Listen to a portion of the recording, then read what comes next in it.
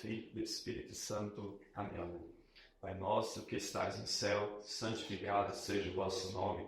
Venha a nós o vosso reino, seja feita a vossa vontade, assim na terra como no céu. O pão nosso de cada dia nos dai hoje. Perdoai as nossas ofensas, assim como nós perdoamos a quem nos tem ofendido.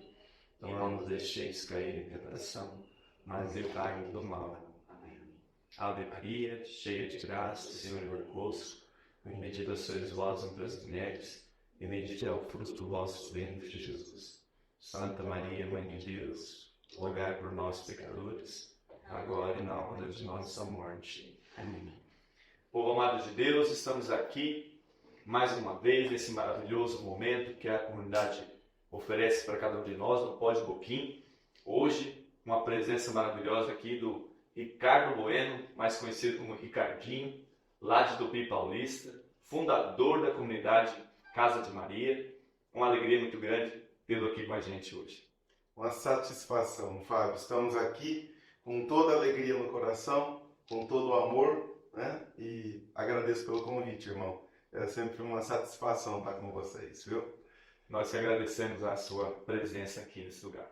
Quero convidar você também já ir curtindo, comentando, compartilhando aí nas redes sociais da comunidade de Boquim, abençoando também esse projeto que nasceu do coração de Deus, que com certeza é também para chegar a mais corações através do conhecimento, da vida, de todos aqueles que se entregam na missão de evangelização. Mas maravilha, você mora então em Tupi Paulista, é isso, Ricardinho? Isso mesmo, Tupi Paulista, uma cidadezinha do interior de São Paulo. Nasci lá e de lá o Senhor tem me levado para o anúncio do reino, né? Nas 4 partes onde Ele quer do mundo. Que maravilha. Mas antes do Ricardinho ser o missionário, o que o Ricardinho fazia antes? Como é que era a vida? Como foi esse chamado primeiro que você teve no seu coração? Isso, irmão, tudo começou há exatamente 24 anos atrás. 24 anos atrás o Senhor me chama, tenho 14 anos de idade e, na verdade, muito pequeno, muito criança. Nós tínhamos um curso bíblico lá na cidade e participei pela primeira vez. Não tinha nem o sacramento do crisma e fui com a minha mãe. Minha mãe me levou para participar.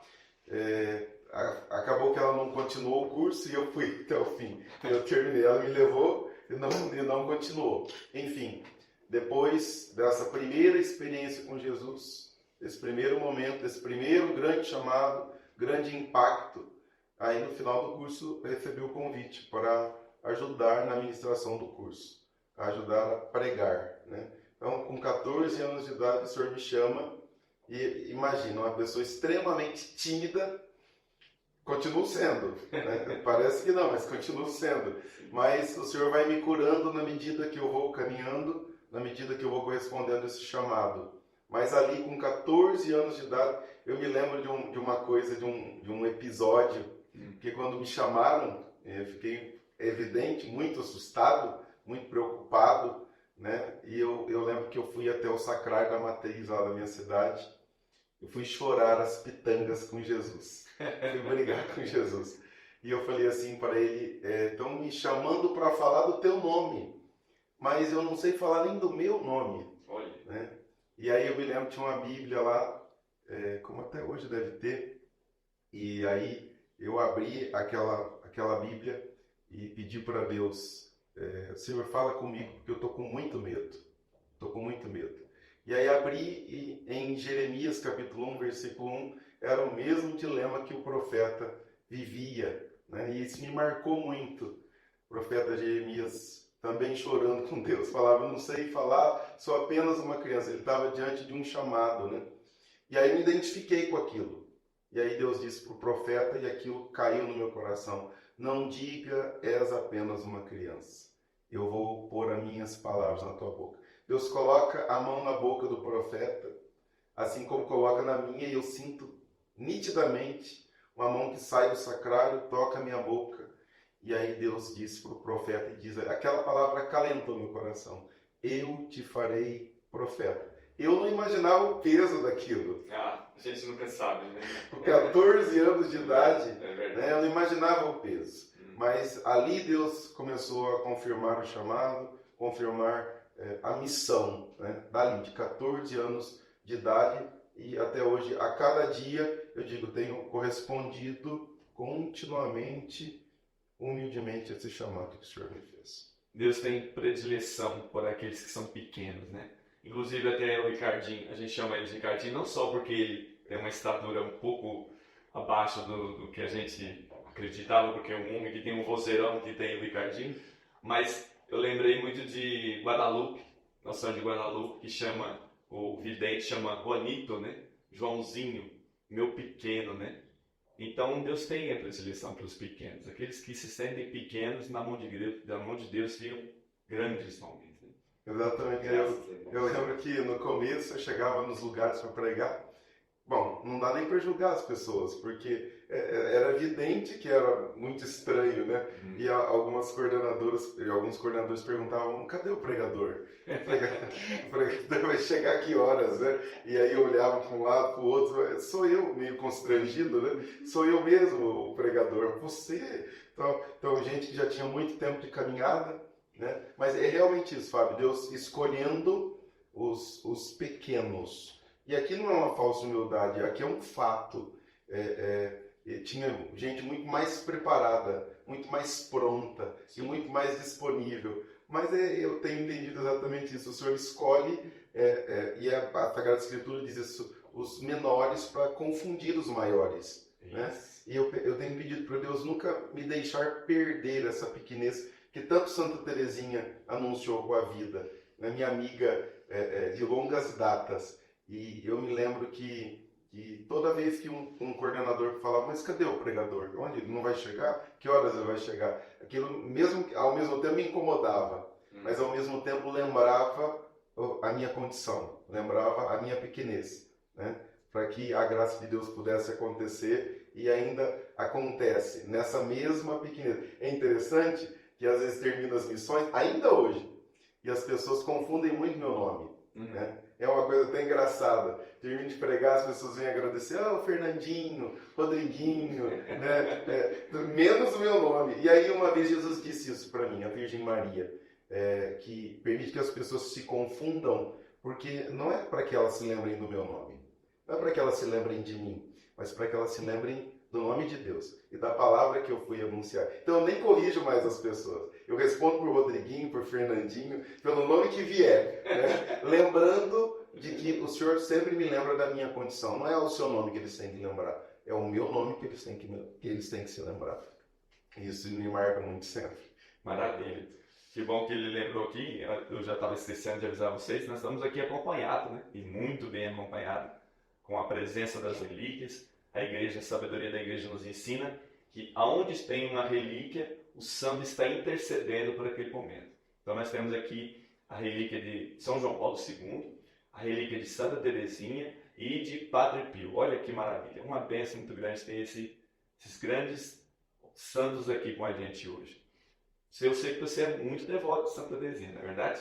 Muito devoto. Eu lembro que uma das grandes graças que foram confirmando esse chamado foi no dia do meu aniversário. Eu agora não me lembro de quantos anos, mas eu estava pregando a matriz em Tupi e uma irmã muito querida chamada Marli chegou no final da igreja com um presente. Talvez tenha sido um dos mais especiais presentes da minha vida. Foi a primeira relíquia que eu ganhei, foi uma relíquia do tecido, do hábito de Santa Teresinha.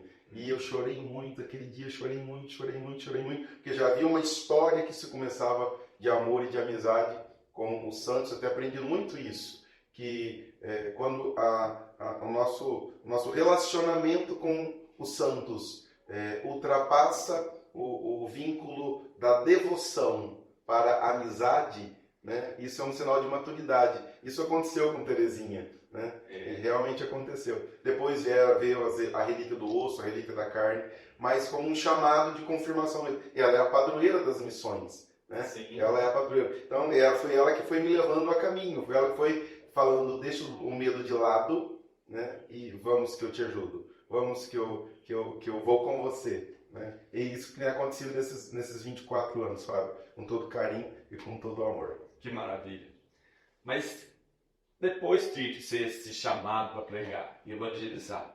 Começou a evangelizar e começou a ser chamado e cada vez mais chamado.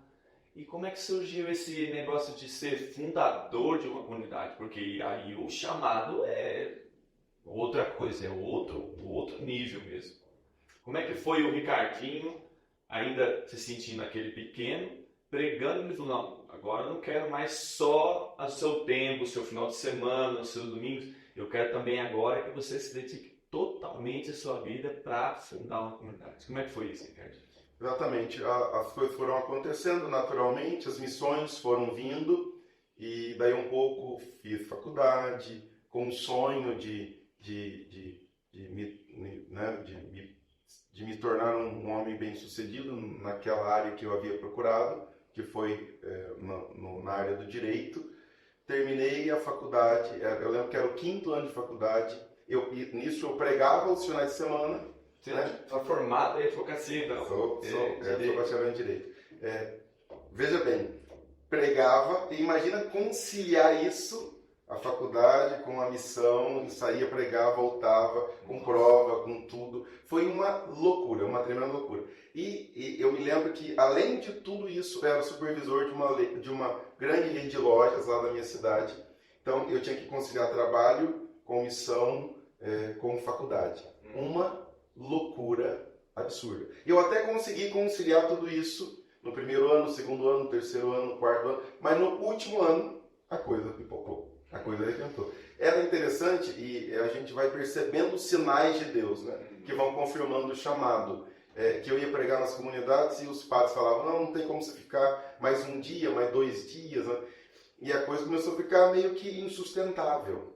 Em contrapartida, começaram a surgir alguns problemas. Por exemplo, no trabalho, eu comecei a ir pregar mais longe e eu lembro que eu fui convidado para pregar um encontro, um Kairos em um convento lá perto de São José do Rio Preto, de umas irmãs que nós temos amizade até hoje, irmãs missionárias da Infinita Misericórdia de Deus. E às vésperas do encontro, o meu patrão disse, vai ter balanço na loja e vai ser esse final de semana, eu não posso te liberar. Você é o supervisor e você não vai poder ir. E eu lembro que eu liguei muito constrangido para a madre e falei, madre, não vai dar para eu ir. Como assim não vai dar para você vir? Nós já divulgamos, tipo, é quinta-feira, o encontro é agora, domingo. Como que você não vai vir? Madre, eu não posso, tal. Enfim, criou-se uma situação muito chata, muito constrangedora. Aquilo já começou a me incomodar. Bom, eu não tenho direito de fazer isso, que eu posso fazer isso. Embora eu não tivesse culpa, mas tinha culpa, de qualquer jeito tinha culpa. Sim. Era minha responsabilidade. E aí eu me lembro que passou um tempo, a madre chamou de novo para eu voltar a pregar. E aí quando cheguei lá, desci do carro, a madre veio ao meu encontro, me deu um cascudo assim na cabeça. Bem forte, falou, nunca mais faça isso. Nunca mais diga que vem e não venha. Por que eu estou dizendo isso? As coisas começaram a me incomodar muito. Me incomodar. E ali já começa a surgir esse ímpeto da vida missionária. Vou largar tudo, vou abandonar tudo e vou me dedicar exclusivamente a isso. Mas tinha muito medo. Imagina? Sim. Como assim viver de providência, sair pelo mundo pregando, que aquilo na minha cabeça, até porque eu tinha outros sonhos. A mesma coisa, você vai perguntar, padre, o senhor sempre teve sonho de ser padre? O senhor nasceu padre? A pessoa tinha sonho de constituir família, tinha sonho de qualquer coisa. E os meus sonhos eram muito altos, eram muito grandiosos no mundo do direito. Eu lembro que eu ouvi do meu professor no primeiro dia de aula, estavam quase 100 alunos no auditório, o professor entrou e olhou para mim, foi bem pertinho de mim, primeiro dia de aula, disse assim, você será o que você quiser ser no mundo do direito. Ele podia ter dito isso para qualquer pessoa. Ele disse para mim, justamente para mim. Então eu tinha altos sonhos, eu queria ser desembargador, eu queria ser juiz de direito, eu queria ser, eu sonhava muito alto. 5º ano de faculdade, olha o dilema. Essa incompatibilidade de trabalho com missão, com escola, com estudo, começou a se tornar muito mais grave, muito mais gritante. E no último ano de faculdade, terminou a faculdade, é o ano de apresentação do TCC, era o ano de estágio supervisionado no núcleo de prática jurídica da faculdade. Infelizmente, eu não consegui nem terminar o TCC, nem passar pela banca, e nem muito menos cumprir a carga de horário supervisionado. Ou seja, aquele problema lá no convento, com esse e com aquele, começou a explodir dentro de mim. Explodir dentro da minha cabeça. E eu já falava de vida missionária e a minha mãe falava assim, você tá louco? Vida missionária? A mãe sempre assim. Como assim? Você não terminou nem a faculdade? Você tá querendo... Que sonho é esse? Que loucura é essa? Você tá por fora. Vai terminar a primeira faculdade. Vai. E eu me lembro que isso foi um fato que me marcou muito e me impulsionou a tomar a decisão que eu precisava tomar, porque foi muito gritante. A faculdade começou a me ligar no ano seguinte, dizendo, você não terminou, e se você não pagar o que você deve para a faculdade, se você não cumprir o que precisa ser cumprido de carga horária e do TCC, sua faculdade vai entrar em júbilo. Você vai perder os 5 anos de faculdade. Nossa. E já era uma dívida muito grande, muito alta. Então, veja o meu dilema. E você trabalhando nessa época? E eu trabalhando. E fazia o que essa função do trabalho? Ainda como supervisor da rede de lojas. Ainda supervisor. Então, eu ia para uma cidade, voltava, ia para outra, ajudando nessa supervisão das lojas, essa rede de lojas. Então, isso me consumia muito também. Era um peso, uma responsabilidade muito grande. Eu lembro que o Evandro, que era o dono das lojas, uma vez foi comigo até a faculdade para ver o que a gente podia fazer para resolver esse problema do curso. Tá. Nada resolvido. Um dia de madrugada tive um pesadelo.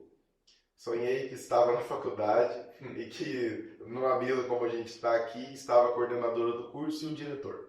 Uns sonhos. Ela assinava uns papéis, ele também me empurrava assim pela mesa.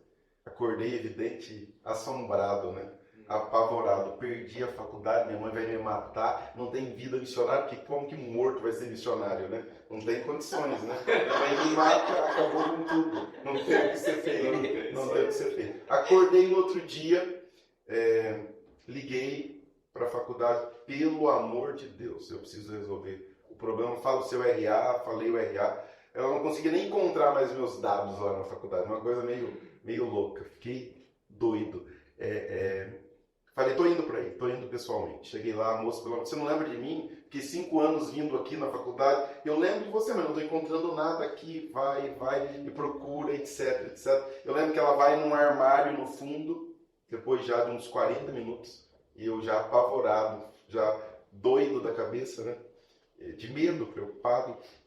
Ela volta com uma pasta com muitos documentos. Diz assim para mim, bom, o que aconteceu eu não sei. Eu sei o que é que tem aqui dentro dessa pasta. Ela colocou em cima do balcão o meu histórico escolar. Do lado colocou o término de conclusão do curso. E do lado colocou o diploma. Eu falei, não, alguma coisa está errada aqui. Eu não quero ir para o inferno por conta disso. Por conta de passar ninguém para trás. Olhei o histórico escolar e fui nas 2 matérias. Nas 2 DP. Nas 2 dependências. Olhei.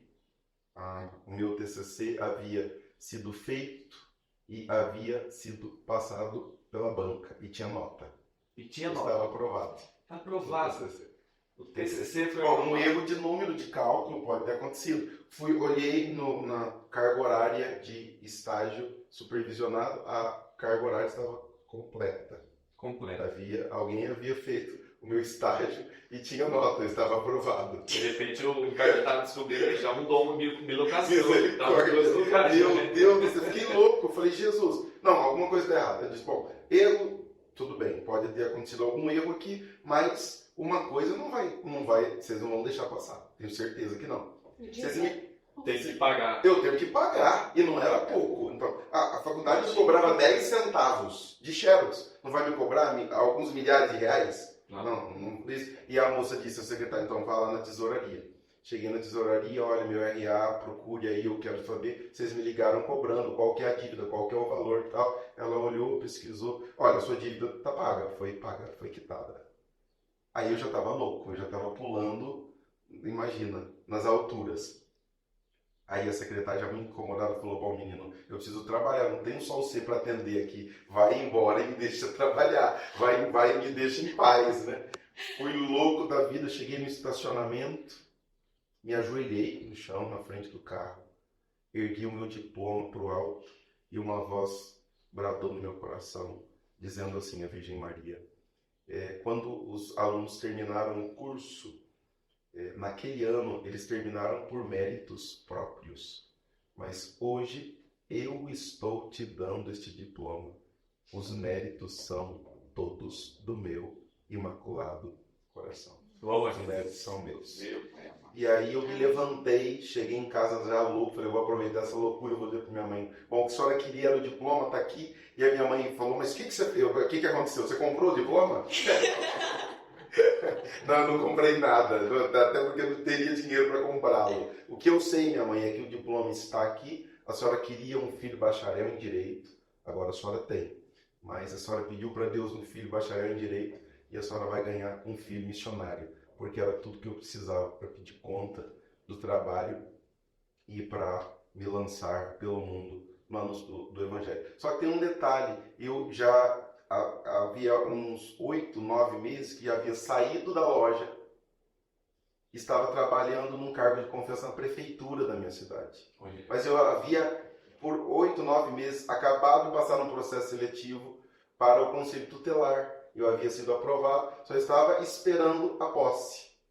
Nesse meio termo, sai então, acontece na verdade essa loucura da faculdade, chego no gabinete do prefeito e falo, o detalhe é que quando eu pedi a conta do outro trabalho, para ir para a prefeitura, eu queria voltar para a cidade. O meu patrão disse assim, você está doido? Você está pedindo conta? Eu não estou entendendo, não. Eu falei para ele, mas eu sinto que o itinerário que eu tenho que percorrer agora é um itinerário de volta para a minha cidade, porque de lá eu vou tomar a maior decisão da minha vida, a decisão que eu preciso tomar.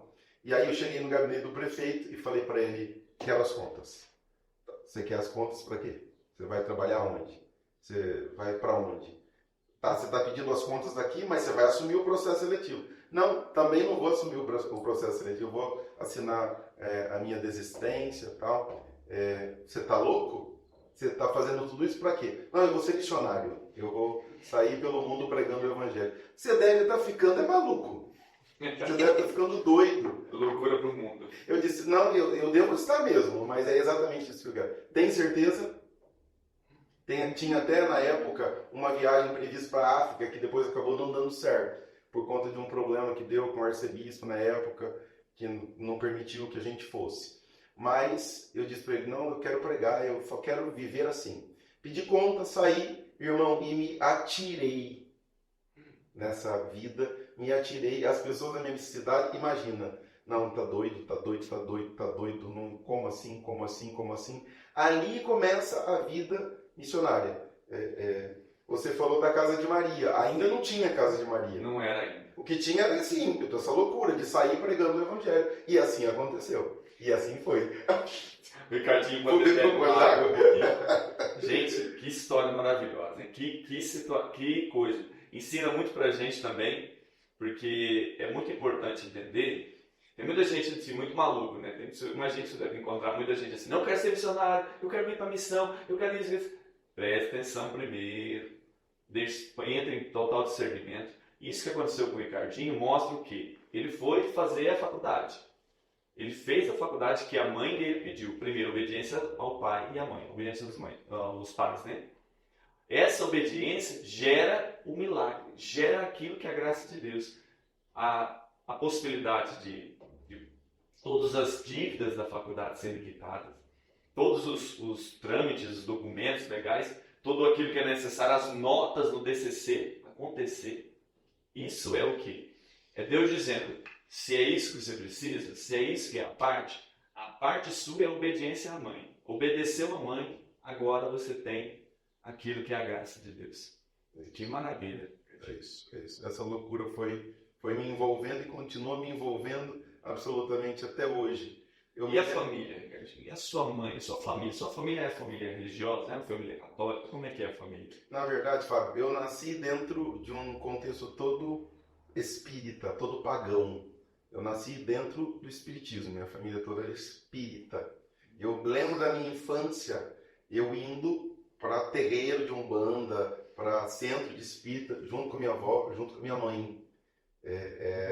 Esse era o contexto no qual eu nasci. E eu me lembro que de algumas vezes, uma me marcou muito, uma entidade demoníaca lá que baixou naquele terreiro, disse assim, eu era criança ainda, tinha um monte de gente, e é interessante que as crianças saíam para brincar enquanto acontecia e eu não saía, eu ficava dentro, eu queria participar do que estava acontecendo. E eu lembro que uma vez essa entidade demoníaca apontou o dedo assim para mim e falou para as pessoas, está vendo esse menino? Ele será o futuro pai de santo do nosso terreiro. Olha isso. Isso me marcou muito. Era uma coisa muito escrota, muito louca. Eu levava o cigarro, o palheiro que os demônios fumavam lá para casa para guardar como sinal de veneração a eles, como sinal de reverência. Era uma coisa muito louca. Eu estava imergido mesmo. Muito. Uma outra coisa que me marcou muito, eu criança, o demônio, a entidade chegou e me mostrou um copo d'água. Tinha um monte de gente. Mas aquele demônio me chamou, disse, vem cá menino, olha aqui, eu vou te mostrar uma coisa aqui agora. Aquilo me chocou muito. Ele olhou, pediu para eu olhar, olhe para dentro do copo. E eu olhei para dentro do copo d'água e ele disse assim para mim, diga o que você está vendo dentro do copo d'água. Eu fiquei assombrado, porque de olhos abertos eu vi um caixão dentro do copo. Eu era criança. E aí eu não falei nada, eu falei, eu não vou falar porque eu estou com medo. E aí o demônio disse assim para mim, eu vou falar o que você viu. Você viu um caixão. Nossa. Eu fiquei assombrado, era criança ainda. E aí o demônio disse assim, esse caixão é o caixão do pai do meu cavalo. É assim que eles chamam, aqueles que recebem os guias, os demônios lá. E ele vai morrer essa semana. Você e eu vimos isso, menino. E aí aquilo me assombrou, assustou. Passaram 7 dias, o pai da mulher estava morto. Aquilo me marcou, mas ao mesmo tempo aquilo me fascinava muito. Essa mágica, esse negócio, aquilo me inebriava. Essa mística espiritual. Assim. Isso me atraía. Eu lembro que foi um grande livramento. Eu estou voltando mais ainda à história, né? Mas estou me lembrando, isso é tudo graças de Deus, certamente para que seja partilhado. Sim. Né? Eu me lembro que eu falei que com 15 anos, com 14 anos, eu tive esse encontro com Jesus e esse chamado, né? Começamos o podcast falando a respeito disso. Porque com 14 anos, os demônios já haviam prometido o seguinte, nós vamos marcar o dia, o ritual, para que você desenvolva. E eles marcaram, exatamente, que ia ser a primeira vez que eu ia incorporar. E eu ia receber os guias, os demônios. Guia, que como pode ser guia, né? A gente sabe muito bem que de guia não tem nada, né? Os demônios marcaram a data. Nesse meio tempo, e eu até lembro que eles falavam assim, você vai começar a incorporar os eres, os espíritos de criança. Depois nós vamos partir para os preto velhos, nós vamos partir para os caboclos, para os exus, etc, etc, etc. Primeiro com as crianças.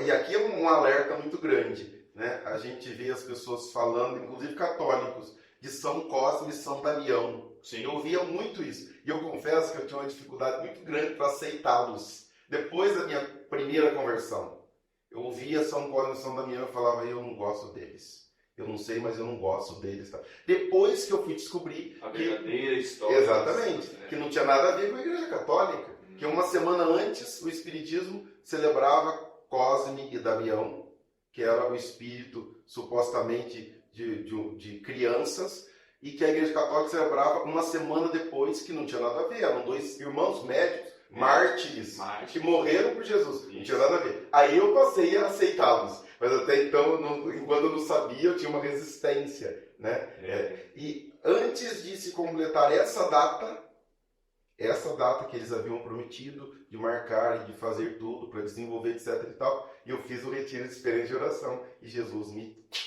fisgou. Então, só para dizer que a minha família, o contexto era, graças a Deus hoje, minha avó não está no espiritismo, minha mãe não está mais, etc e tal. Não estão ligados a isso, mas eu nasci num contexto completamente alheio à fé católica. Completamente alheio. Jesus realmente me fisgou, me pescou. O interessante, Fábio, é que eu nunca ouvi nesse tempo todo, indo com a minha família, esse menino um dia Deus vai levantá-lo para denunciar o que nós vivemos aqui dentro. Né? Não, esse menino vai ser profeta da Virgem Maria. Né? Pelo contrário. Da sua família você nunca escutou isso? Nunca. Né? Mas a graça de Deus é que foi trabalhando na minha alma, trabalhando, até se chegar aonde eu estou hoje. A casa de Maria, antes de acontecer esse chamado de fundação, eu participei de 3 comunidades de vida. Eu fui para um lugar, depois fui para o outro, depois fui para o outro. Aí passei por um momento muito difícil, interior, de deserto, porque eu não me encaixava. Não se encaixava nas comunidades. Não me encaixava. Eu falava, mas o que está acontecendo? Eu lembro que o padre Valdo me falou de Foucault, que na época era venerável, me deu um livro, falou, olha, lê a história da vida dele, que você vai tentar encontrar alguns fragmentos que vai te ajudar. Porque eu comecei a entrar em colapso, porque eu falei, mas não estou dando certo. O problema está onde? O problema está em mim. Está em você. Não estou me encaixando em nada, não estou me encontrando em comunidade de vida. O que eu sabia que eu queria, eu não ia voltar atrás. Eu não poderia voltar para um trabalho secular, porque havia um chamado. As confirmações aconteciam e mostravam que era um chamado de Deus. Não era não havia eu que tinha me chamado, Deus que me chamava. Não dá mais para voltar, o barco já está em alto mar. Não dava, mas eu não me encaixava. E eu queria me encaixar. Não dava certo. Eu lembro que eu fiz uma experiência numa comunidade no Mato Grosso, fiquei 3 meses morando lá. Ali a minha vida afundou de vez. Não por conta da comunidade, por conta de mim mesmo. E na comunidade você servia em que área? Eu pregava, era o começo da comunidade lá, uma comunidade de irmãos muito queridos, uma comunidade de Deus. Mas o problema estava dentro de mim, não estava na comunidade. Exatamente. Não estava lá ali onde eu estava. Mas entendeu? Tudo isso não foi um erro, né? Na verdade, você, com certeza, naquilo que é o plano de Deus, você precisava passar por essas etapas para poder passar por esse processo de amadurecimento, de crescimento, e aí sim você conseguir ingressar naquilo que é o chamado de Deus. Gente, olha só que maravilha, gente, Deus do céu. Que coisa maravilhosa. Um homem que veio de um contexto totalmente fora da religião, do catolicismo, daquilo que aqueles que sabem, conhecem o catolicismo desde criança, é diferente, mas uma pessoa que conhece toda essa realidade, todo esse ocultismo, tudo isso que muitos de nós católicos, muitos de nós somos pregadores, também denunciamos muitas vezes, a experiência como criança, a importância de você educar seus filhos na fé católica, que coisa, que necessidade. E aí então, Ricardinho, já bacharel, já tendo essa experiência toda de comunidade, longe da família. Desculpa, você não comentou pai, mas qual que é? Na verdade, os meus pais se separaram muito cedo. Né? Meu pai vivia em um outro contexto, eles se separaram. Então, a minha infância toda, o que acontecia ligado à mãe. Sim. O pai, hoje, tem contato, a gente vive muito bem, etc. e tal. Mas, nesse contexto de infância, era a maternidade que amparava, que cuidava e tudo mais. Eu sei como é também, meus pais também se separaram cedo. Infelizmente, é a realidade de muitos. Mas a vida é interessante isso quando a gente se entrega nas mãos de Deus, porque Deus consegue transformar tudo de ruim em coisa boa. Ele é o único que consegue fazer isso.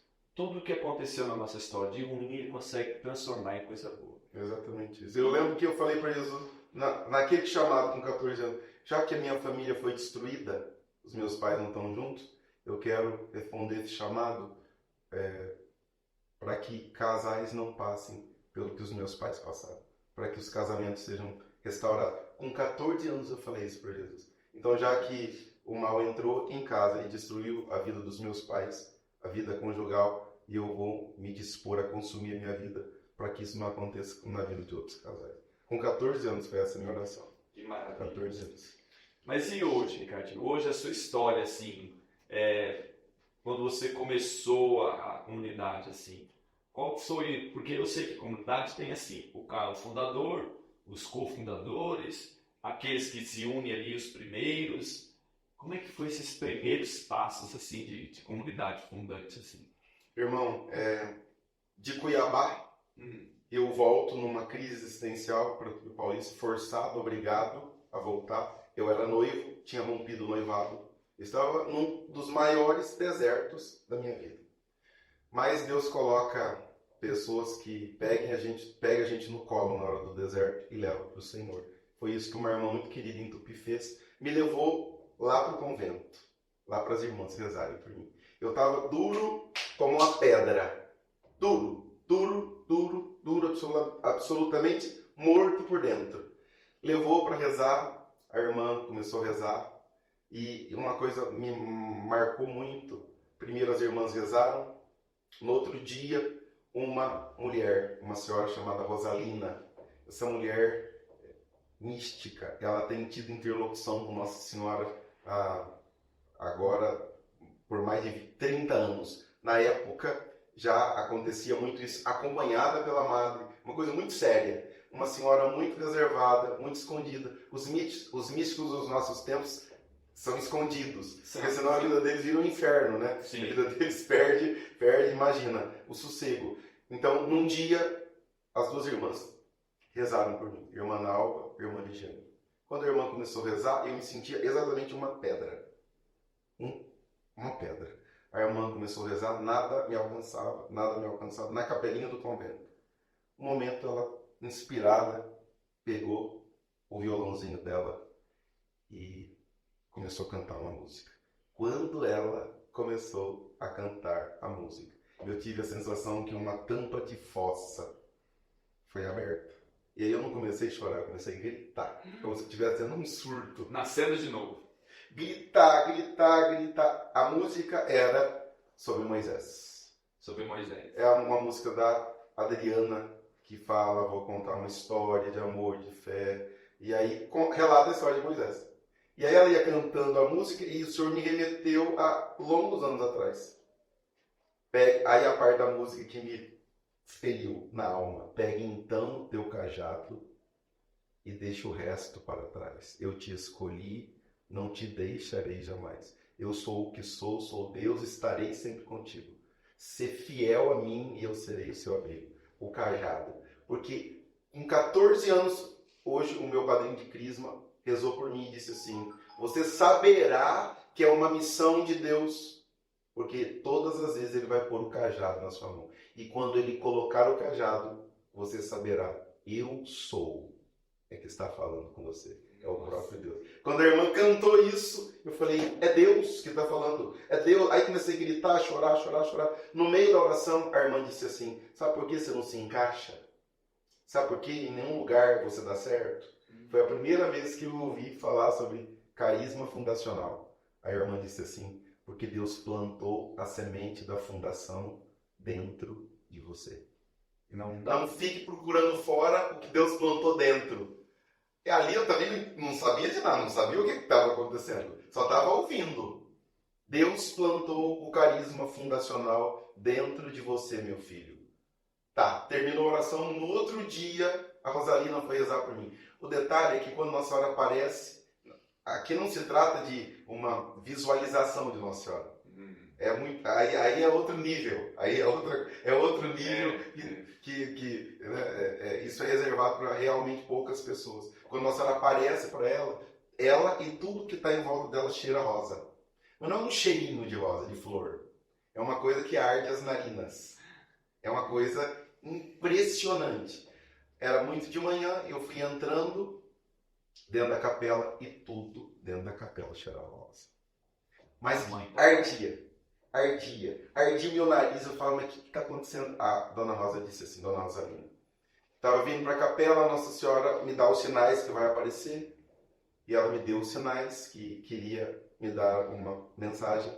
Eu voltei. A Senhora apareceu e disse para mim, hoje você vai atender um filho pequeno, mas muito predileto. E eu tenho umas coisas para falar para ele, que eu preciso que você diga. E ela disse, Nossa Senhora me falou algumas coisas. Mas ela relava em mim, a mão dela cheirava. Irmão, um cheiro que eu não esqueço nesses longos anos. Não esqueço. Ficou impregnado na minha alma. Primeira coisa que Nossa Senhora perguntou, ela disse assim, onde é que você está morando? Eu ainda estava em Cuiabá, eu só estava de férias em Tupi. E eu respondi para ela, eu estou em Cuiabá. Nossa Senhora disse assim, lá não é o seu lugar. É para voltar imediatamente para a tua cidade, porque a tua vocação vai florescer no lugar em que ela no lugar que ela nasceu. Em Tupi. Em Tupi, na tua cidade. Primeira coisa. Segunda coisa, Nossa Senhora perguntou da sua noiva. Mano, como assim, a mulher nem me conhecia? Eu disse, noiva? Que noiva? Eu rompi o noivado.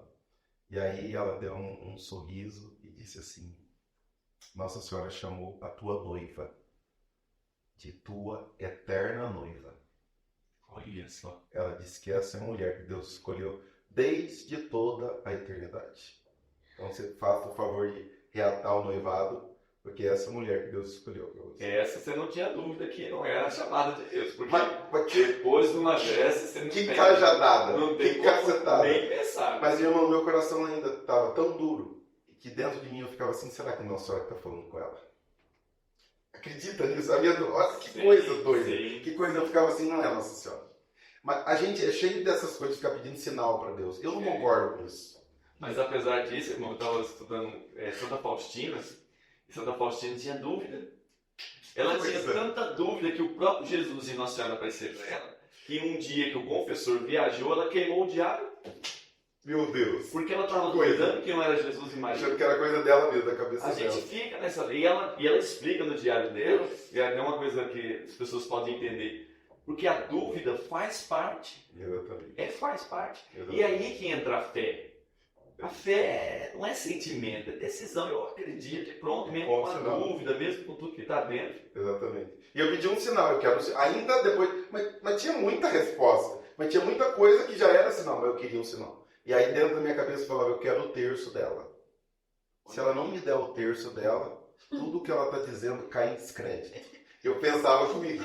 E é por isso que o Ricardinho está com terço, hein? Exatamente. Você já foi em pregação do Ricardinho, presta atenção. E vem daí, sem dúvida nenhuma vem dessa Ele deve história. carregar uma mochila só de terço para levar para doar, que ele meditou bastante mesmo. Terminou a oração, ela se despediu, me deu um abraço e eu fiquei cheirando rosa.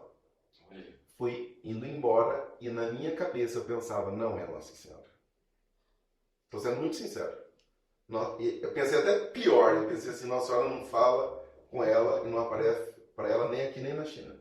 Fui pensando e fui andando. E ela ficou dentro da capela. E eu fui indo em direção ao centro de evangelização, lá do convento, caminhando e pensando com a minha dureza. Não é Nossa Senhora. Não é. De repente eu ouço lá do fundo alguém me chamando, Ricardinho! Eu me arrepiei dos pés à cabeça. Era a Rosalina na porta da capela. Volta aqui, meu filho. Volta aqui. Oh, meu filho, eu quero te pedir desculpa. Minha cabeça está tão fraca. Eu estou tão esquecida.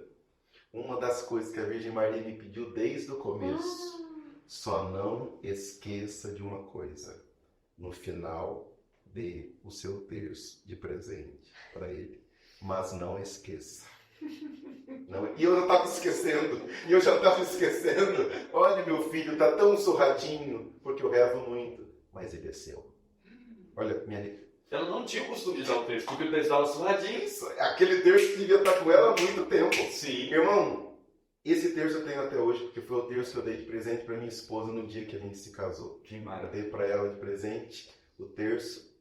E é interessante que o terço parou de cheirar rosa, mas em algumas ocasiões específicas o terço volta a ter o mesmo cheiro que tinha aquele dia. Quando grandes coisas acontecem, quando grandes coisas vão acontecer. Voltei para minha cidade, nem voltei para Cuiabá, porque Nossa Senhora falou não é para voltar para pegar nem as malas. Manda entregarem na sua cidade. Isso é uma ordem. Liguei para a fundadora, eles, coitados, como entender uma coisa dessa? Nem eu entendia. Não vou voltar nem para pegar. Como assim? Até foram lá para Tupi, etc. Não, você tem que ir embora, você tem que voltar, etc. e tal. Mas eu havia feito muita coisa errada lá. Mesmo assim, nós vamos te levar de volta. Eu não posso voltar. Eu não posso voltar. Enfim, fiquei em Tupi, fiquei na casa, que era a casa lá da missão, mas cortou-se o vínculo com a missão, evidente. Eu não voltava mais, não quis voltar. Fiquei, era uma casa só minha, uma casa alugada, que eu continuei morando. E as irmãs têm contato com uma imagem de Nossa Senhora do Mel. Essa imagem é de Jaci, de Mirassol. É uma imagem que verte mel há anos. Já teve na Canção Nova e ficou conhecida depois que o padre Manzotti divulgou. Eu vi essa reportagem. Essa imagem que verte mel, sal, azeite, e Frei Damião profetizou que ela ia verter o quarto elemento, e de fato verteu. Ela verteu diante do sacerdote vinho, para dizer o vinho da Eucaristia. Essa imagem que anda pelo mundo, pelo Brasil inteiro, não tinha e não tem agenda até hoje disponível. E um dia eu falei para a madre, eu quero essa imagem lá em casa, lá em Tupi. A madre deu uma risadinha e eu estava no convento, falou, olha meu filho, é meio difícil, né, em cima da hora, assim. Falei, madre, liga lá para o guardião, para a tutora da imagem, de repente acontece um milagre. A madre ligou e falou, olha, a imagem tinha uma agenda, do nada desmarcaram e a imagem está aqui. Pode levar para Tupi. A madre foi buscar, levou para o convento. Eu fiquei ajoelhado, olhando para a imagem chorando o tempo todo, chorando. A madre, vamos almoçar? Não, eu não quero almoçar, eu só quero ficar aqui, na frente da imagem. Resumindo a história, levamos para Tupi, para essa casa que eu morava. A madrugada inteira nós rezamos diante da imagem. A madrugada inteira a imagem chorou. Nós rezamos. Aconteceu todo o apostolado. A imagem voltou. Na madrugada seguinte, Nossa Senhora colocou no coração da Kelly, que é minha esposa, que ainda era minha noiva, e do Marcelo, que é outro irmão de comunidade, duas casas diferentes, duas pessoas diferentes, o nome da comunidade. Não foi para mim que ela falou o nome da comunidade. Foram para duas pessoas diferentes ao mesmo tempo. Chegaram de manhã e disseram, eu já tenho um nome para a nossa missão.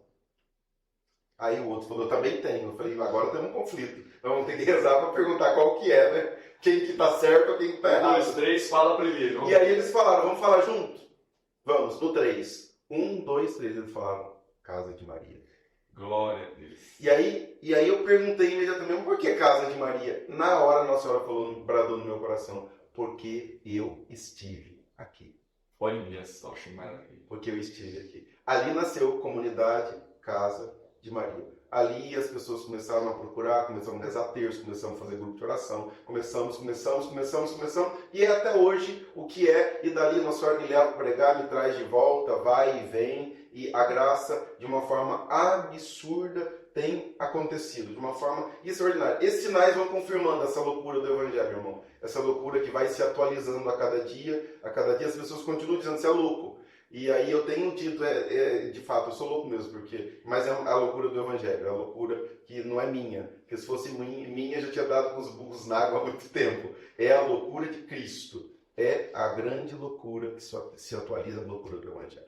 E maravilha. Vamos aproveitar então, o Ricardinho me deu uma água aqui, essa história maravilhosa, o pessoal está chorando aqui já, porque é lindo mesmo.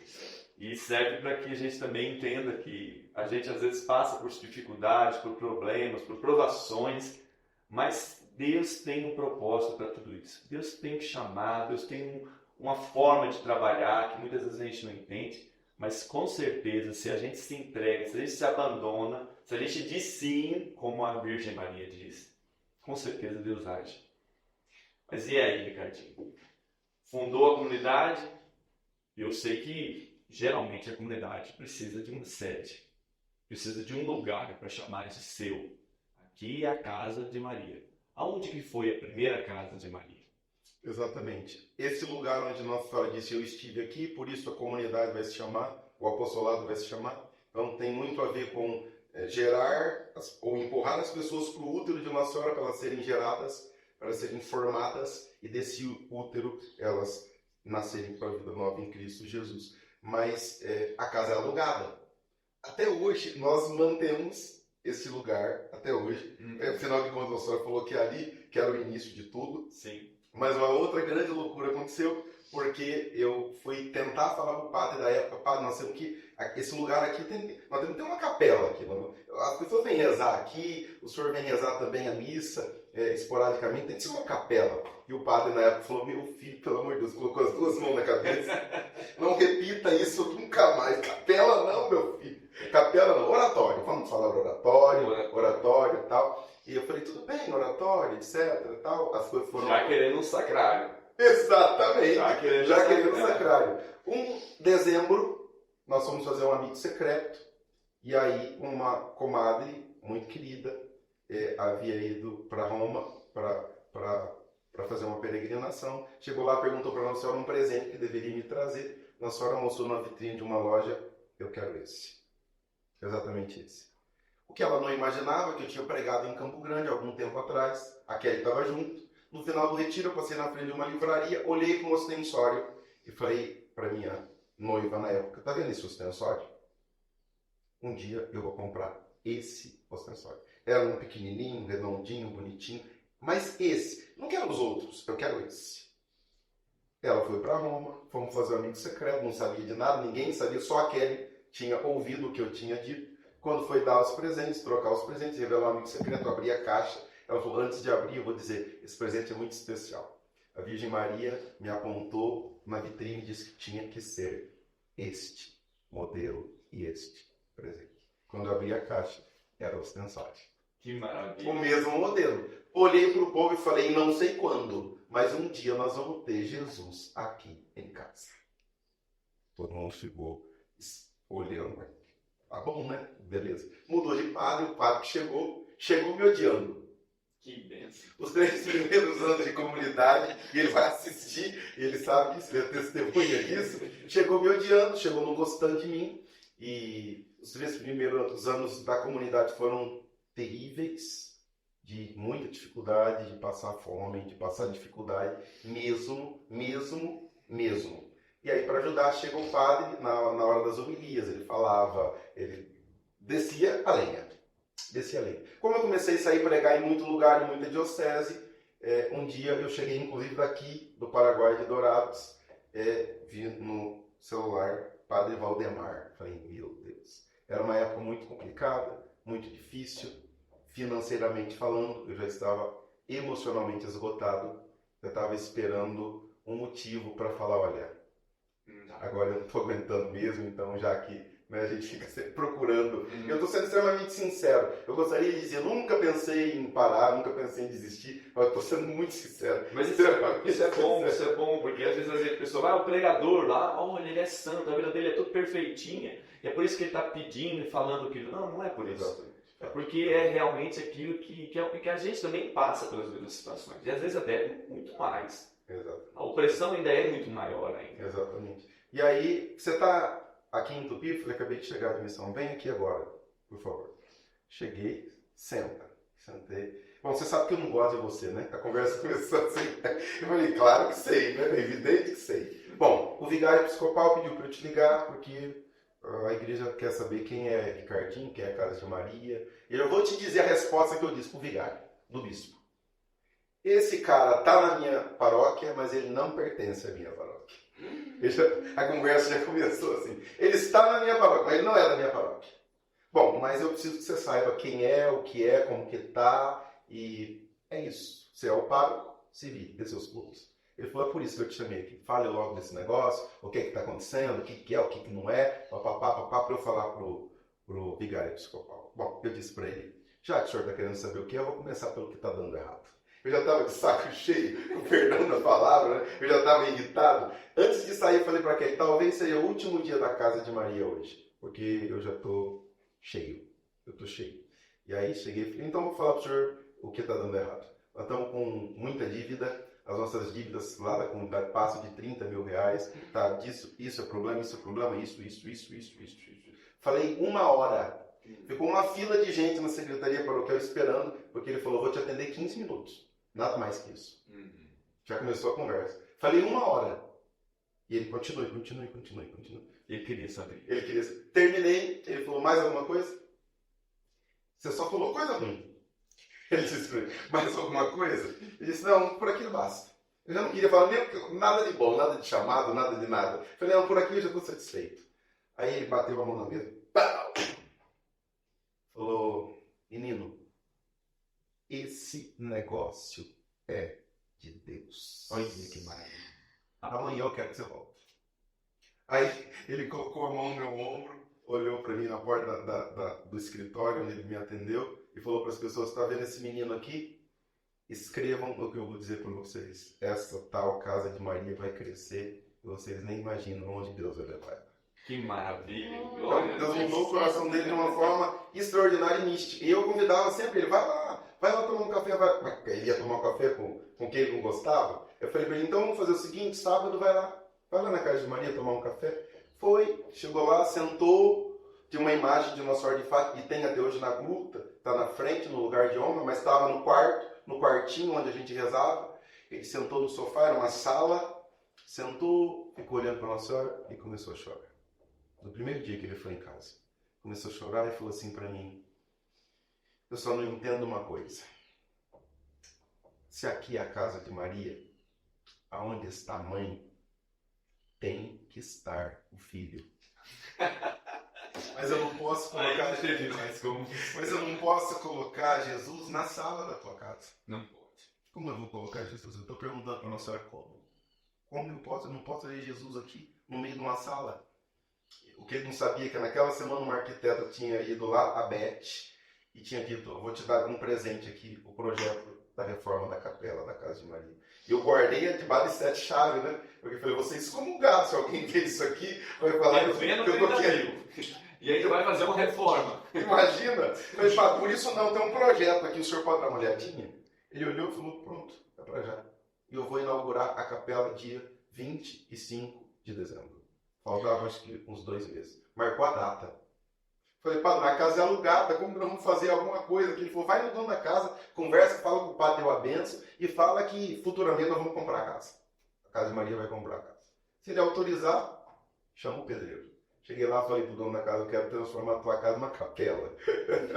Quero quebrar a parede, tirar a janela, a porta. Ele falou, meu filho, se a casa é de Maria, ele é mais dona que eu, faça o que você tem que fazer. Maria passou à frente e eu fui arrumando tudo. Faça o que você tem que fazer. No outro dia, eu chamei o pedreiro e falei, não tenho dinheiro para te pagar. O Adenilson de Dracena. Eu falei, irmão, mas você tem coragem de trabalhar para a Nossa Senhora? Ela é a patroa, ela que vai te pagar. Não tenho dinheiro. Ele falou, bora, vamos derrubar a parede. Começou, vai. Um dia o padre me ligou, você não sabe a loucura que eu fiz. Eu falei, qual, padre? O detalhe é que havia acontecido eleição entre os presbíteros e ele foi eleito o vigário episcopal. Esse padre. Nossa, olha que fantástico. Ele é fenomenal. Ele falou, você não sabe a gafe que eu cometi. Eu falei, qual, padre? Eu agendei a inauguração da capela e esqueci de comunicar ao bispo. Só isso. Só isso. Só esqueceu o bispo. Liguei para o bispo e falei, já marquei a inauguração. O bispo, nossa, mas quem inaugura a igreja é bispo, né? Mas como você é o vigário episcopal, eu te dou autorização.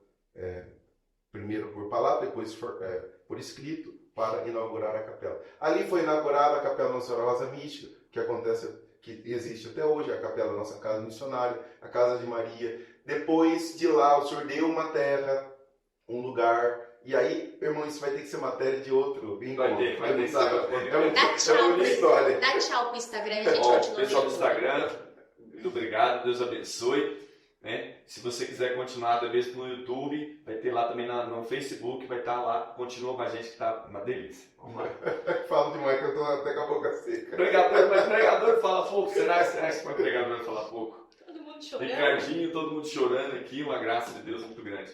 Mas Ricardinho, o padre então virou vigário episcopal. Episcopal, para vocês que não conhecem, é depois do bispo. Quando o bispo está ausente, quem manda é o vigário episcopal. É aquele que fica no lugar do bispo quando o bispo está ausente. Ou seja, ali você já chegou o mais próximo possível do bispo. Exatamente. E como é que era o bispo? O bispo gostava de... Dom Luiz, até hoje, nosso bispo, foi então o padre Valdemar, que foi o interlocutor da gente com o bispo. Falou, agora eu vou levar vocês lá na Mitra, vou marcar uma reunião com o bispo. vocês vão apresentar a comunidade, etc, etc. E ali começou os passos que Nossa Senhora determinou para que a gente desse. Levou a gente no carro dele, fomos lá em Marília, apresentou a comunidade, etc e tal. E aí falei para o Dom Luiz, olha, está nascendo a questão de estatuto, nós somos um nenenzinho que está nascendo. E aí foi orientado, foi encaminhado para o canonista. Embora a gente não tenha aprovação canônica, mas já o estatuto estava pronto, fomos para o cartório, e aí já saiu o CNPJ, etc, etc e tal. E o caminho a Virgem Maria tem dado continuamente, todos os dias, a cada dia. A promessa da terra, que vai ser certamente, que já é, na verdade, certamente a sede da comunidade, embora esse lugar que tudo começou, nós não vamos abrir mão, porque ali foi os primeiros brotos, né? Ali foi, né, as grandes experiências que nós tivemos. Mas Nossa Senhora sempre falava, vou dar um lugar para vocês, uma terra, um lugar para vocês se instalar, um lugar para vocês chamarem de meu. E tinha esse ímpeto no meu coração, nós vamos ter uma terra, nós vamos ter um lugar. Mas aí, vamos ganhar, a gente sonha, né? Sim. Vamos ganhar, até porque qual o dinheiro para a gente comprar isso? Da onde que vem? Da onde que vem? Resumindo total a história, porque essa é longa mesmo, mas resumindo essa história, um dia uma irmã do Paraná rezando na capelinha da Casa de Maria falou, Nossa Senhora me mostrou um riachozinho e falou que a terra tem perto dela um riachozinho. Eita, maravilha. Aí meu coração já ardeu. Eu falei, tá chegando. Só que o irmão que falou que ia doar, depois não deu mais. Eu falei, não, mas a gente compra. Não, nem vendido. Que era um lugar do lado da Capela Santa Terezinha. Numa comunidade rural lá da minha cidade. Aí voltamos a estaca zero. Um outro irmão que tinha terra do lado. Eu falei, você não vende um pedaço? Não, tenho meus irmãos, é herança. Não. Falei, tudo bem. Fui pregar uma vez na capela, cheguei, olhei o painel de fotos da capela rural. Falei, essa foto aqui, que foto é essa? Uma ponte? Onde é isso? A Marli, uma irmã muito grande, amada, amiga de Santa Terezinha, disse assim, mas você não sabe? Essa ponte aqui, fica a 300 metros da capela. Aí Santa Terezinha falou, eu te disse, é aqui. A terra vai ser aqui, a terra vai ser aqui. Mas aqui como? Cadê? Como? Não estou entendendo. Imagina a essa limitação. Sim. Que é gritante, né? Irmão, eu falo de verdade, não é falsa humildade. Eu sei reconhecer. Eu já te disse isso. Que existem pregadores no Brasil, que anunciam o evangelho, que são pregadores. Eu olho para a minha condição, para a minha limitação e falo, Jesus, o senhor realmente vai levando e vai confirmando, né? Mas eu não me considero pregador, um exímio pregador da palavra. Eu me esforço, eu rezo, estudo, e eu reconheço que 99% é a graça de Deus mesmo. Então, na minha limitação, eu falo, mas Terezinha é aqui, mas como? Onde? Mas só recebo não estou entendendo. Enfim, recebi uma ligação do marido da Marli, que era o dono da terra do lado. E aí ele falou, você quer comprar a mesma terra? Vem aqui que eu quero conversar com você. Opa, já é uma coisa. Coloquei a Kelly no carro e falei, vamos lá. Nós vamos fazer uma compra agora. Aí ele falou, o quê? Vamos comprar uma terra. Você tá louco? Calma, vamos lá, vamos ver qual que é a proposta. Nesse contexto aí, tinha mais ou menos quantos membros? Você falou que já tinha CPJ, provavelmente uma associação. Já. Exato, montamos a associação. Juridicamente nasceu. Quantidade de membros. Juridicamente nasceu. Assim, já. Na época éramos 9. Não somos muito mais que isso, não. Porque eu tenho segurado muito nessa questão por conta de que aí vai trazendo gente, e aí não tem formação, e aí não tem... Todo retiro que eu vou pregar, se eu tivesse enchido a casa de gente, já tinha umas 500 pessoas em casa. Mas, então, na época, uns 7, hoje uns 9, né? Mas é isso, enfim. De vida, eu e a minha esposa. E os outros de aliança. Todos os outros de aliança. Eu e a minha esposa somos os únicos membros de vida. E o filho, né? Exatamente. Hoje 3. O João, de 5 aninhos, o primogênito. O José Bento, de 2. E aquele da Grata, no 6º. Pra você ver como é que o Ricardinho veio aqui pregar na comunidade. Eu lembro, ainda noivo. Exatamente. Ainda noivo. O Exatamente. Ricardinho veio pregar aqui, meu cometido, eu acho que foi um bom trovão, se eu não me engano. Exatamente. Foi a primeira vez que ele veio na comunidade de Eu Boquinha. vou fazer 8 anos de casado. 8 anos de casa. E ele não parou aí, gente. Já tô no terceiro filho. Já tá no terceiro. Imagina. Então fui eu e a Kelly lá para essa reunião. Chegou lá, você quer comprar o esposo da Marli, o João? Você quer realmente comprar? Quero. Então eu vou te vender. Só que é o seguinte. Só que a conversa era desafiadora. Literalmente desafiadora. Então é o seguinte. São 5.000 metros quadrados a terra. Falei, é o suficiente. O que a gente precisa para começar é isso. 100 mil reais, eu quero uma entrada daqui 15 dias. 40 mil reais. Depois os outros 60 a gente vê como faz. Meu pai. Eu apertei a mão dele e falei, negócio fechado. Daqui 15 dias eu volto. A Kelly, quase infartando, entrou no carro, você tá louco? Você comprou terra? E cadê o dinheiro?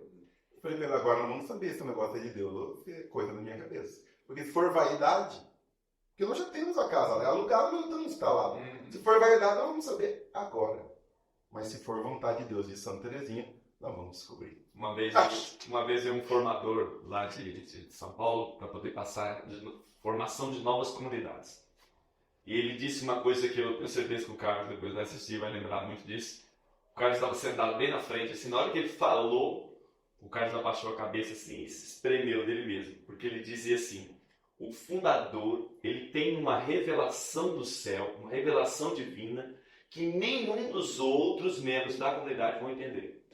A gente vê muito isso na Canção Nova, né? Nas histórias do Padre Jonas e de muitos fundadores que eu já tive conhecimento, é a mesma coisa. Ele sempre tem uma revelação assim, uma força dentro dele tão grande que os outros não entendem. É a mesma loucura, só muda o lugar.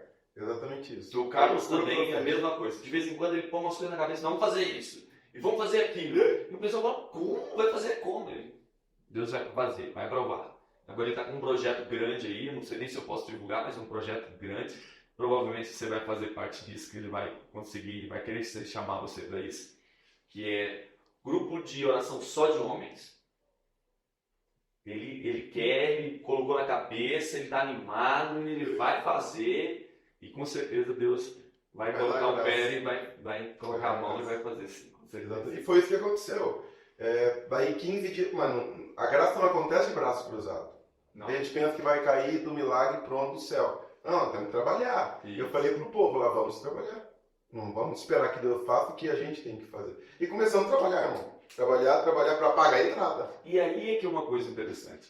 A comunidade Casa de Maria, o que sustenta a Casa de Maria? Somente a sua missão? Você sai, prega, volta, traz dinheiro? O Moisés Rocha, por exemplo, uma vez disse isso.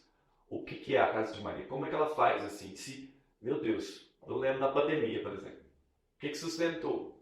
Como é que foi isso? O que sustenta hoje a Casa de Maria? Além das doações que as pessoas podem fazer, mas tem gente lá, família, filhos. Exatamente. Bom, o trabalho foi acontecendo.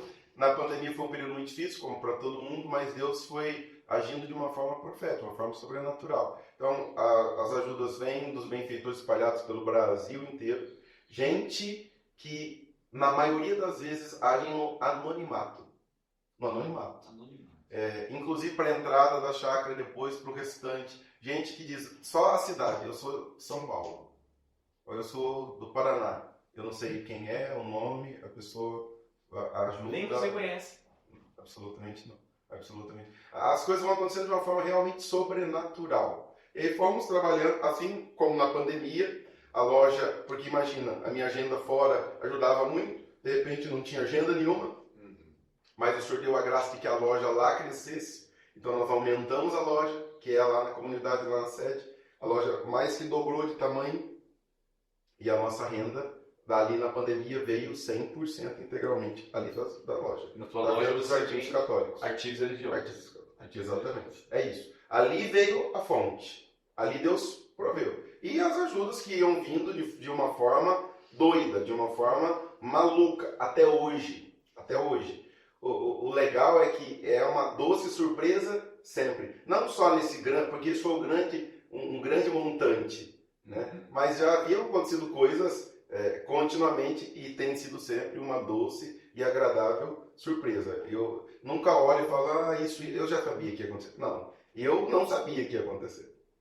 Mas é uma doce surpresa, da parte de Deus, da parte da Virgem Maria. Assim foi para a entrada, depois foi para o restante, lá da chácara, e assim tem sido para cada coisa que tem acontecido na casa de Maria. Uma doce surpresa sempre. Sempre. Absolutamente sempre. Confirmando o chamado. Sobrenatural. Quando ele fala em sobrenatural, eu já tive a oportunidade de animar alguns retiros que o Ricardinho pregou. E essa presença sobrenatural no retiro dele é uma constante, é algo assim sobrenatural mesmo. E uma experiência que você pode compartilhar com a gente assim, de um retiro que você fala assim, esse retiro foi algo assim que eu não vou esquecer na minha vida, ou uma pregação, não acredito, mas o retiro é mais intenso, né? Esse retiro, ele confirmou dentro de mim que Deus tem um chamado para mim, e que a partir desse encontro, a partir desse retiro, ele confirma em mim que eu preciso continuar em missão, que eu não é para mim ficar sentadinho na minha casa lá vendendo minhas coisas, não, eu preciso sair em missão mesmo. Tem algum retiro assim que te chama mais, assim, que te toca mais? Sim, o que me marcou foi realmente no início da caminhada, com uns 14 anos, eu fui pregar em uma cidade interior lá de São Paulo, e a coordenadora perguntou onde está o pregador, foi esse episódio, e começou o retiro. No meio da pregação, a parábola era a parábola do filho pródigo, e eu no meio das pregações querendo ensinar, vou mostrar como foi, levantam aqui, levantam outra coisa, na mesma simplicidade de hoje. Sim. Na mesma simplicidade. E eu me lembro que eu pedi para um senhor se levantar, o senhor vai ser o filho, não era um senhor, era um rapaz aparentava ter 40, 45 anos. Para você era o senhor, né? Tinha 14, imagina. Exatamente, imagina. Falei, o senhor vai ser o filho. Aí peguei um outro senhorzinho, o senhor vai ser o pai, você vai ficar lá, tal. Na minha simplicidade, eu expliquei como ia acontecer. E aí falei, o senhor vai vir andando até o pai vai te abraçar para a gente entender o que aconteceu naquele dia. No meio da encenação me deu uma loucura profética. E eu falei, eu comecei a falar, o senhor está andando devagar demais. Eu quero que o senhor ande mais rápido. E eu pensei, mas será que ele não está me ouvindo? Será que ele é surdo? E aí começou a me dar uma loucura, eu comecei a gritar, é para correr, senhor. O senhor não está me ouvindo, o senhor não está me entendendo, o senhor não está me obedecendo. Eu estou falando do senhor correr, e o povo começou a regalar o olho, fica todo mundo assustado, assombrado, e eu gritava, é para correr, em nome de Jesus eu estou falando do senhor correr. E o homem começou a correr e chorar, correr, chorar, gritar, e todo mundo começou a chorar, a coordenadora, aquela que falou, cadê o pregador, já veio, me abraçou e começou a chorar, você não está entendendo, irmão, você não está entendendo. E aí ele veio falar lá na frente, pegou o microfone, aí ergueu a blusa, mostrou um monte de cicatriz. Ele falou, eu tinha ouvido do médico, você não vai andar direito e esquece, você não vai correr nunca mais. Ele falou, eu tinha um sonho de jogar bola, mas o médico disse para mim que eu não ia andar nem direito, que dirá correr. Tive que abandonar meu sonho e hoje eu corri com todos esses ferros que eu tenho aqui. Aí ergueu a blusa, mostrou, e eu não estou sentindo mais dor nenhuma. E começou a correr para um lado, correr para o outro. Mas uma coisa inusitada, não foi o senhor que falou que ia fazer um milagre, que ia fazer ele andar. Não. Foi na loucura do evangelho. No calor, isso me marcou muito. Me marcou demais, porque foi exatamente Deus que fez, não me avisou o que ia fazer, só usou na minha loucura, na minha simplicidade. Ô moço, eu estou falando para correr, corre, em nome de Jesus, corre. E o homem começou a correr, o povo começou a chorar junto com ele, e eu comecei a chorar junto ali. Isso me marcou muito, grandiosamente, porque começou lá, o Senhor falou, eu disse que ia te levar, e eu disse que ia falar para você, e eu disse que os sinais iam mostrar que você estava na minha vontade. Então essa foi a coisa que mais me marcou lá com 14 anos. Outras aconteceram, é claro. Uma, inclusive, na Boquim, um menino, uma criança. Essa me marcou também, porque termina a pregação, vê um monte de gente pedir oração. Sim. Né? Olha, eu tenho uma intenção. E naquele dia veio um menino. Terminei de pregar na Boquim, veio um menino, uma criança. Me abraçou na perna e começou a chorar. Eu perguntei, cadê sua mãe? Logo veio a mãe. Resumindo a história, o menino, a mãe explicou, tinha um problema gravíssimo nos rins. gravíssimo nos rins. Ele tinha perdido muito peso. O médico disse, um rim parou, o outro está parando, ele vai ter que fazer hemodiálise, ele está morrendo. E a mãe falou, não temos o que fazer. Mas o que me chamou a atenção, quem veio primeiro foi ele. A criança, não foi a mãe. Ele subiu no palco, abraçou, e eu peguei a relíquia da carne de Santa Teresinha e falei, eu não posso fazer nada para vocês, mas eu tenho uma amiga, e ela pode pedir para Deus, por vocês. E aí eu me ajoelhei na frente dele, toquei a relíquia da carne de Santa Teresinha. A importância das relíquias. Isso tem acompanhado grandiosamente o meu ministério. E 99,999 mais um, né, de tudo que tem acontecido, essa mística sobrenatural vem da presença dos santos, da intercessão dos santos. Toquei a relíquia e falei para ele, pede para Teresinha, porque a partir de agora... E eu aprendi isso na amizade com os santos. Só um amigo de um santo pode tornar o outro amigo. Né? Pode consagrar outro amigo do santo. Aprendi muito isso. Eu falei, eu vou te consagrar amigo de Santa Teresinha, porque eu tenho titularidade para isso. Ela é minha amiga e eu estou agora te consagrando amigo dela. Você vai pedir para ela, não eu. Eu coloquei a relíquia e falei, pede menino, pede. E aí ele chorou com a mãe dele, chorou. Eu chorei junto. Falei, meu Deus, que é isso? O que está acontecendo aqui? Toquei a relíquia, acabou, fui embora. Passou 3 meses, voltei a pregar. A mãe dele veio. Com um sorriso nos lábios, falou, Ricardinho, voltamos para os médicos, para os exames, e o médico disse, você mudou de médico? Você procurou tratamento? Ela disse, não, nós rezamos. A única coisa que nós fizemos. Ele falou, então a sua reza foi muito boa, porque o rim que estava morto voltou a funcionar, e o outro que estava paralisando está 100% funcionando. Isso aconteceu lá no altar, ali da comunidade, um pouquinho. Isso me marcou também. Que maravilha. Olha essa situação meu pai, né? Eu fico até sem palavras, porque a gente fala de um Deus vivo, um Deus que realiza milagres, um Deus que tem misericórdia e que alcança cada um de nós e que quer alcançar as nossas vidas.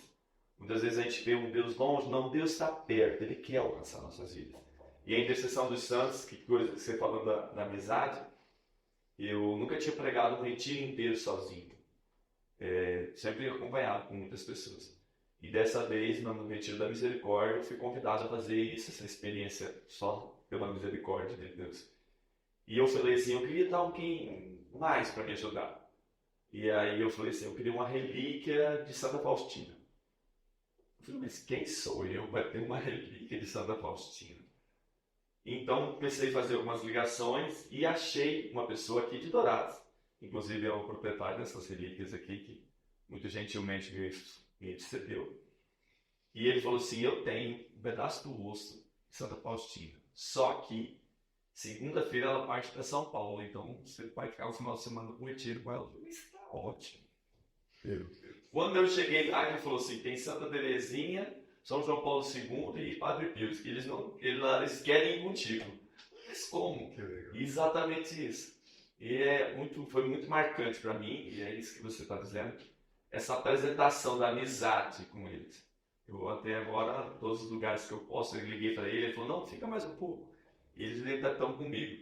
E agora eu e a minha esposa, nós estamos rezando para que Deus providencie aquilo que Ele quer, uma relíquia dessa, para ficar junto com a gente, para ir na missão comigo também. Para a gente poder experimentar. Gente, vocês estão escutando o Ricardinho, eu sou testemunho dessa loucura, e se você pegar uma pregação dele, você que já viu, você que já participou de retiros com ele, sabe disso. Essa loucura, essa explosão do Espírito, o Carlos até uma vez falou isso para mim, essa explosão do Espírito que é quando ele está pregando. Que maravilha. Eu gostaria de ficar aqui a tarde toda, mas a gente tem os nossos compromissos, a nossa missão. O Ricardinho ainda tem várias visitas para fazer hoje ainda, então quero agradecer imensamente, Ricardinho, você está aqui, com certeza é um presente para mim e para todos que estão escutando, as pessoas que estão aqui também. Esse testemunho maravilhoso, que Deus age, que Deus está vivo e que Ele age na nossa vida. Agradecer mesmo. Pedir para que você, depois o pessoal da equipe vai colocar aí o link da Casa de Maria, você conhecer mais a Casa de Maria. Se você quiser ajudar, ajude a Casa de Maria. Da mesma forma que Nós temos também as formas de ajudar a comunidade Boquim, que vive também na providência. Ajude também, reze por esse momento desse podcast. Tenho certeza que esse aqui vai ser um grande momento de iniciar uma grande graça de Deus através da vida da comunidade, de todos aqueles que vêm, e também pedir que Deus abençoe essa missão maravilhosa em você. Queria que você pudesse olhar ali para aquela câmera ali e dizer uma profecia, né, na vida daqueles que escutam a gente, aquele que vem no seu coração através desse momento maravilhoso que a gente viveu aqui. Agradeço, Fábio, do fundo do coração a vocês, a todos que estão dispostos a trabalhar pela evangelização, pela salvação do reino, para incendiar as almas do mundo. E a única coisa que me vem é que realmente nós precisamos continuar causando prejuízo ao inferno. Aleluia. Exatamente isso. Vamos continuar causando prejuízo ao inferno. O que tem acontecido, e nós conversamos nos bastidores, essas coisas estranhas, eu me lembro que aconteceu muito no começo, e eu lembro uma vez na loja que eu trabalhava, um blindex na frente da loja explodiu. Naquele mesmo dia, a parte de trás do meu carro, o vidro explodiu também. Coisas estranhas foram acontecendo. E eu fui rezar e Jesus exatamente disse isso. O demônio sabe que a tua vida vai causar danos ao inferno. Grandes prejuízos ao inferno. Exatamente o que está acontecendo aqui. A vida de vocês, através desse apostolado, eu falo e me arrepio, vai saquear, sem dúvida nenhuma, o inferno. Já está saqueando o inferno. Vai causar grandiosos prejuízos ao inferno. Por isso que o demônio quer causar prejuízos financeiros, para amedrontar a gente e para dizer assim, ou você para. E aí, numa madrugada rezando, depois desses sustos que eu levei, na mesma semana, e uma voz assustadora me dizia, ou você para com essa ideia, ou nós iremos te destruir. Nós iremos continuar lhe causando grandes prejuízos. É tudo ou nada. Ou você para, ou nós não paramos. E aí, no outro dia, acordei com mais empenho. O demônio é tão burro, e ele não sabe que depois de uma investida dessa, a gente vai se levantar mais forte, com mais força, com mais coragem. Eu disse, então eu já sei, você está com medo do prejuízo, que a minha vocação, que o meu sim vai causar ao inferno. E por isso eu não vou parar. Pode quebrar o carro inteiro. Eu vou a pé pregar, eu vou de bicicleta, eu vou de ônibus, eu vou do jeito que for. Mas em nome de Jesus, o prejuízo vai continuar acontecendo. Até que um dia Nossa Senhora disse, basta. Não vai se quebrar mais nada aqui. Aqui sou eu a dona, sou eu a senhora, sou eu a mestra. Chega, por aqui basta. As coisas estranhas pararam de acontecer e o dano, sem dúvida nenhuma, para o inferno continua. Então, para quem está aqui, para quem está em casa, que a tua vida, que o teu sim ao projeto de Deus seja realmente um grandioso dano ao inferno, um grandioso prejuízo aos demônios, que tentam fazer a gente desistir a todo custo, que tentam provar pra gente, vou te causar dano financeiro, vou te causar prejuízo, vou te causar opressão, vou te causar isso, aquilo, para amedrontar pra gente parar. Não pare, continue, insista, porque o dano ao inferno será muito maior. Com o teu sim, com a correspondência ao chamado que Deus está te fazendo, e na proporção que Ele está te fazendo.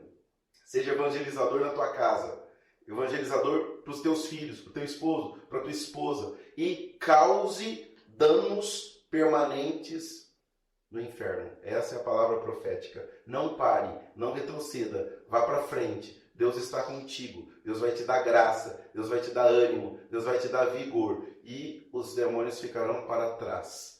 O dano será ainda muito maior no inferno, em nome de Jesus.